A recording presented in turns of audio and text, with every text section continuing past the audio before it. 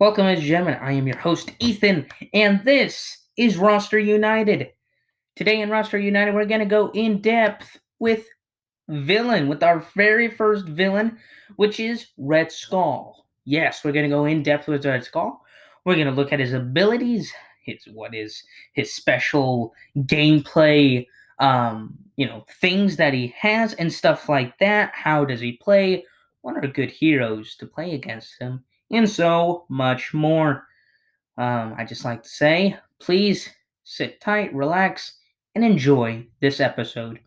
This episode is episode 12. I can't believe it. Episode 12 of Roster United. Thank you so much for those who are listening. And again, if you want to support this podcast and this channel, I strongly suggest you all to please, please get more people to join this great community, this great, channel and podcast. Before we get started here, I just like to say things are working out smoothly with getting more people in this podcast, getting people to, help me host, be a co-host of mine, and just making the podcast a little bit more fun, a little bit more longer, and just, explain a few more things from their point of view other than just mine. So we're going to start a new series called Second Take, which you might have already noticed if you go to our website, rosterunited.boxmode.io. There's a new page added called Second Take. If you click on it there, it won't come later this year. I don't know the exact date, but don't worry, I'll update you on that. But basically there, my uncle, my father, Mark, Rick, will both share their opinions and their experiences with you guys and with me about Marvel United. They're great people. Of course, I mean they're family, so I love them. Not just that, they have played Marvel United more than 5 times. They love Marvel United. They like the concept. Plus, my father, who plays with me lots of games, and not just Marvel United, but of course other games. For example, Heroes of Lancea Air, Gates of Mara, Munchkin Dungeon, Scythe, and so much more. He is a true gamer, really good gamer. My uncle, when he likes a game, he likes to talk about it. Very energetic about those things, and I think he would be perfect for this podcast. So I just thought that would be a little cool. Again, to help me know you really want this, please support and get more people into this podcast. Just get more people to be here and stuff like that. Anyway, with that in mind, ladies and gentlemen, let's begin with our first ever villain stat, Red Skull. Red Skull is from the core box. He's the first ever villain you will ever play in this game. So first, let's start off. Red Skull, he has 7 BAM cards, and when he plays a BAM card, he activates his BAM power, of course. Red Skull's BAM power is to deal 1 damage to each hero in Red Skull's location and increase the fear track by 2. Now, what is the fear track? Right? Because obviously his BAM has something to do with the fear track.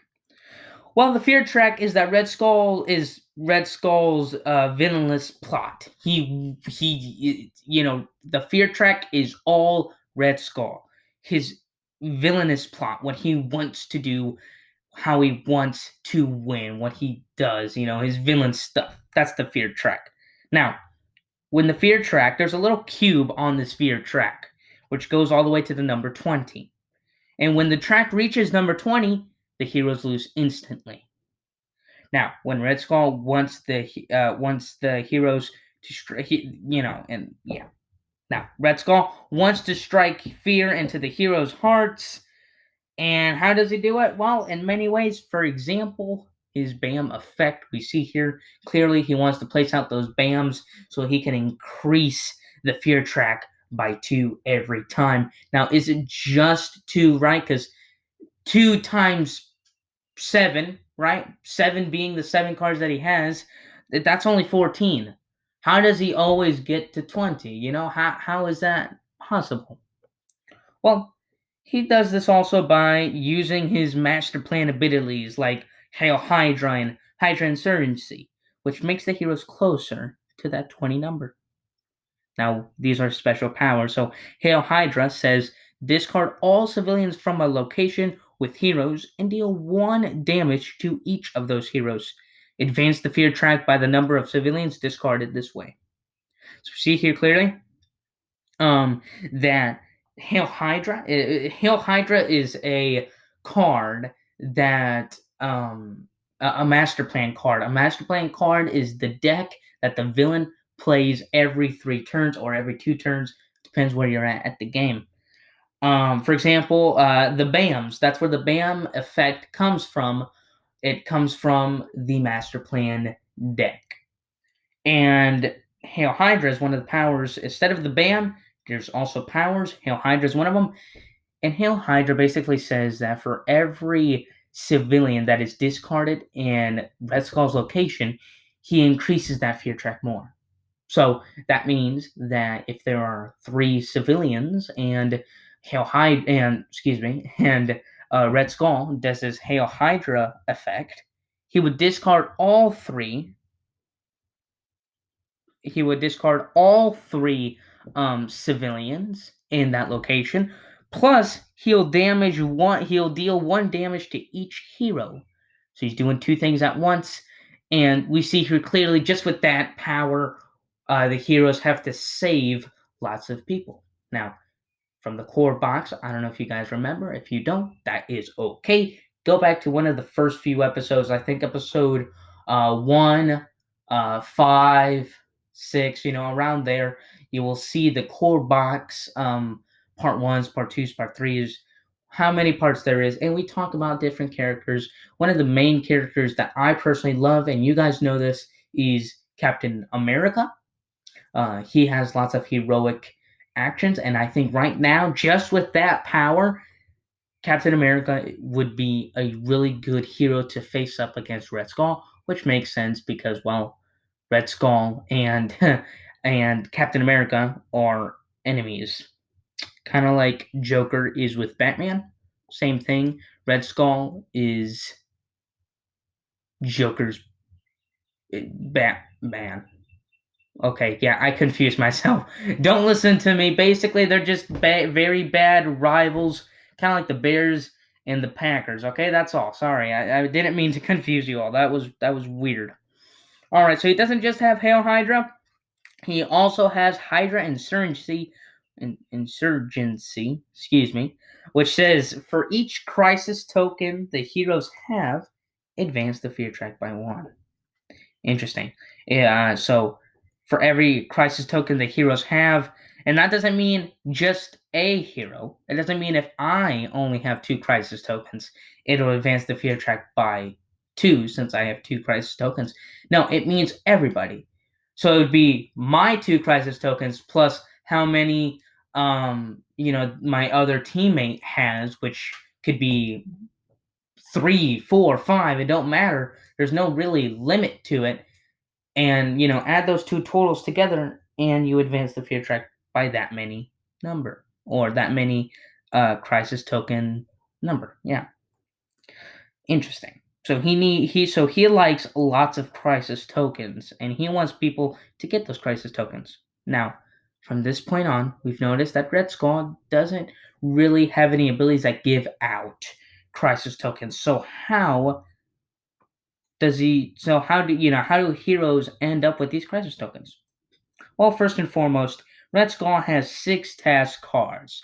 Each task card is usually placed in the board, in the locations around the board, and there's 6 task cards, and some of them have minions, others are just normal tasks. If you're here, deal 1 damage or something like that, while minions activate their BAMs, and they're horrible, really. They're just horrible. So in this case, Red Skull, again, 6 task cards. 3 of them are normal task cards, while the other 3 are minions. Now, his minions are Crossbones. Now, Crossbones here likes to deal 2 damage to each hero in his location, and any hero can prevent this effect by taking 2 Crisis tokens. Interesting. So we see here clearly Crossbones wants to deal out those damages, but again, sometimes the heroes don't want to take those damages. So Crossbones like, you know what? That's fine. That's fine. You don't have to take the 2 damages, but you know what? Take these 2 crisis tokens, and hey, when you're you know, and when you're in for it now, when Hydra Insurgency comes up, you know what? For each crisis token, the heroes have advanced fear track by 1. Heck no. I've had many bad experiences with Crossbones. He and I aren't at all friends, actually. We are not friends at all. We hate each other's guts. And the reason for that is because sometimes, like, a player like me can press his luck a little bit more than it should be. And with that in mind, Crossbones, I like that he can prevent the damage, but at the same time, you're basically not gaining anything from this. So it's either lose your 2 cards, which could mean you're KO'd, it depends on your situation, or get 2 crisis tokens, which you'll have for the remainder of the game. Now, this only happens whenever you are in that location. If I am correct. No, excuse me. When Red Skull does his BAM effect, I forgot to mention this. When Red Skull does his BAM effect, it also this BAM effect also affects his minions.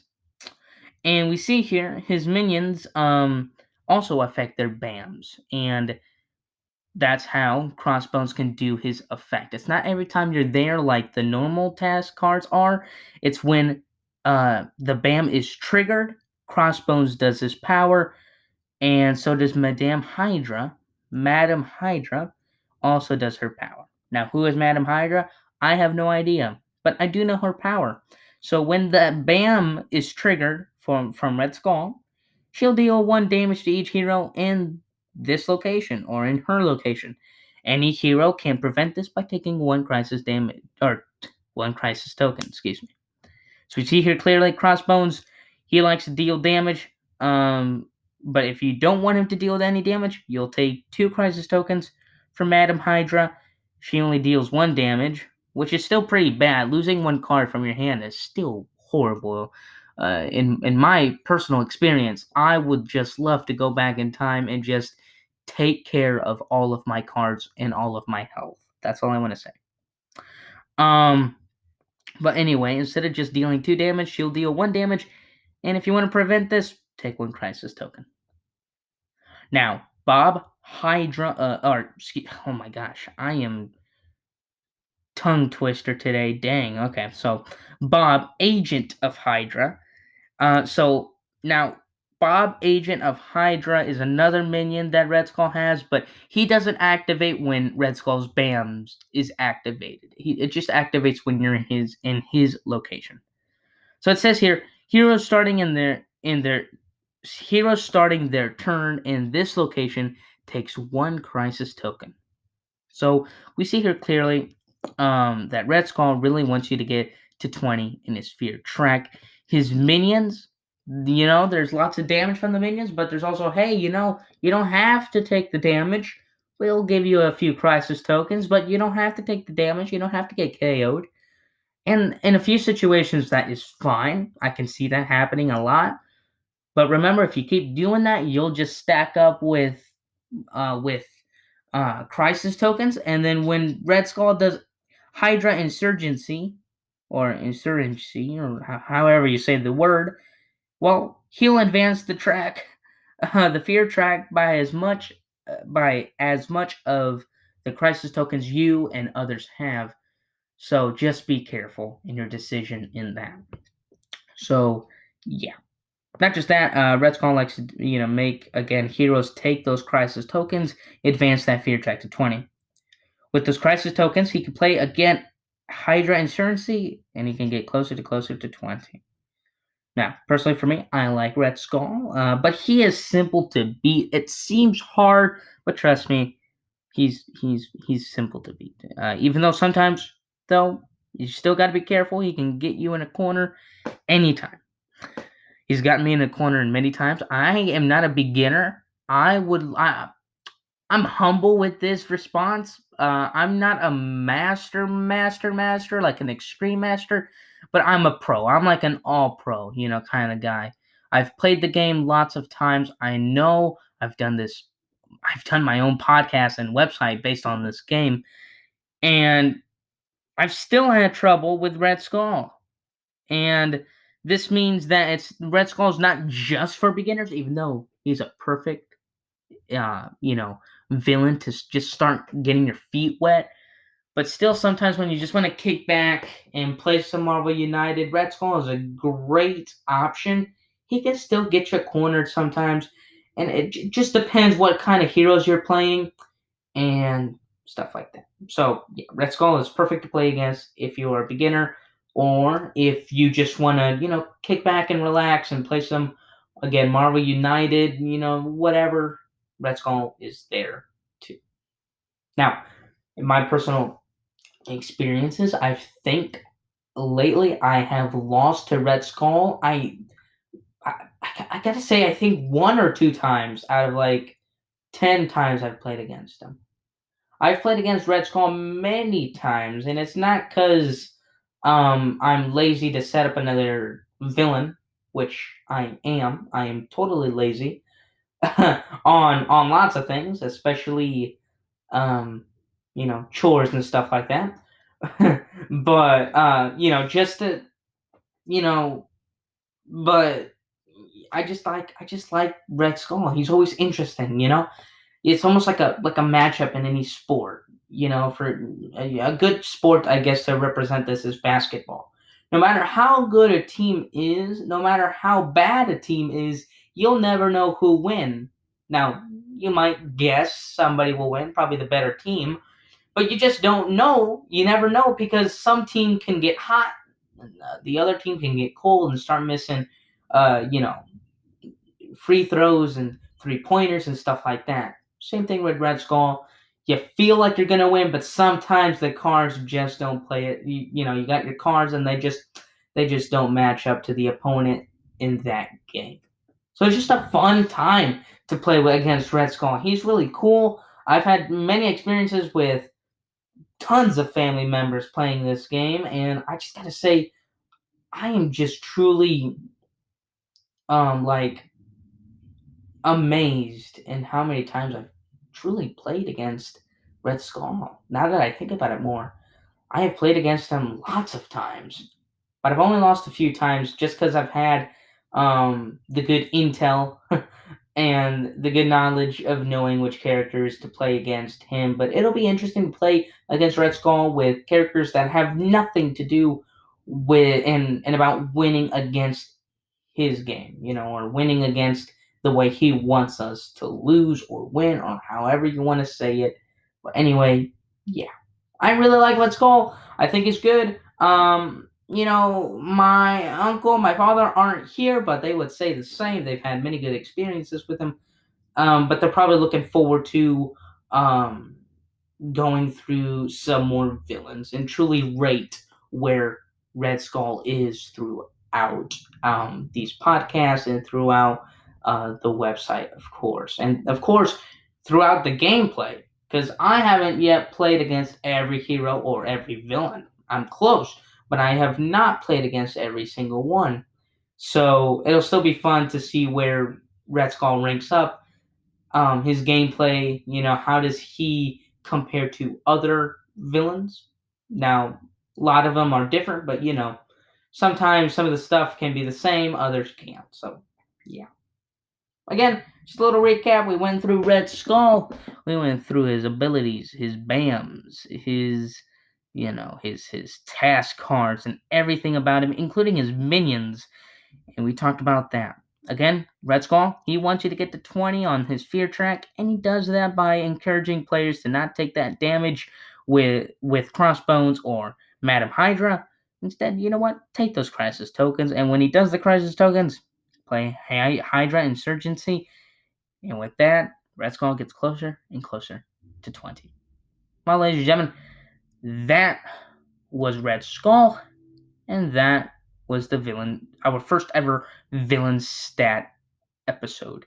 Now, I know this episode was a little bit longer, and that's what I intend to do with the villains, just because there's more things to talk about them, there's more intel to talk about, other than just straightforward heroes, where there's their stats, and then their powers, and then what I think about them.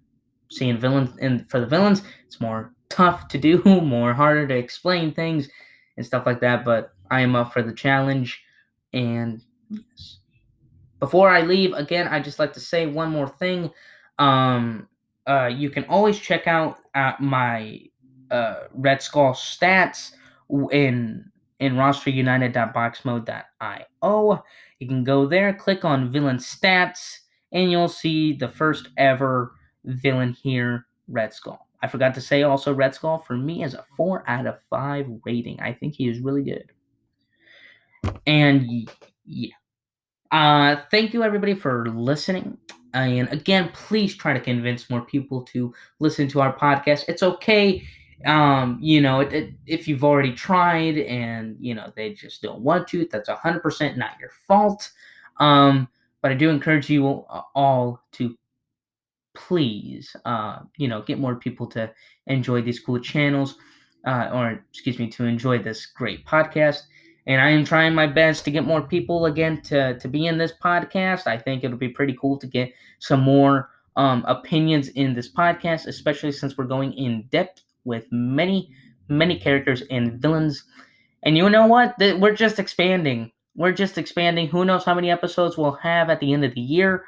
My guess would be probably 30, 50, maybe even more. Who knows? But yeah, there'll be so many things to do. Also, I just forgot to say one more thing. Sorry about that. But I have one more thing here. Another quick announcement was that we are basically going to go through every single hero. I'm going to go through every single hero. I might invite some other people to help me, go in depth with a few more characters. But we're just going to try to force ourselves right now to just go through every single character and just go through their abilities and how they play. Because then after that, two things are going to happen. Number one, X-Men United is going to come out, which will add, 100 plus characters and villains to the game. And number two, we're also going to go and take a second take on these, or a second opinion, or a second, let's just keep it at that opinion, for every character and villain. So we won't just go through all heroes and villains. We'll go through them twice, maybe 3 times, and just talk about cool experiences that we've had lately. Remember, all of the in-depth stuff that I've talked about, that takes time. That takes tons of time of just playing and truly going through every scenario. Like, I remember one time, I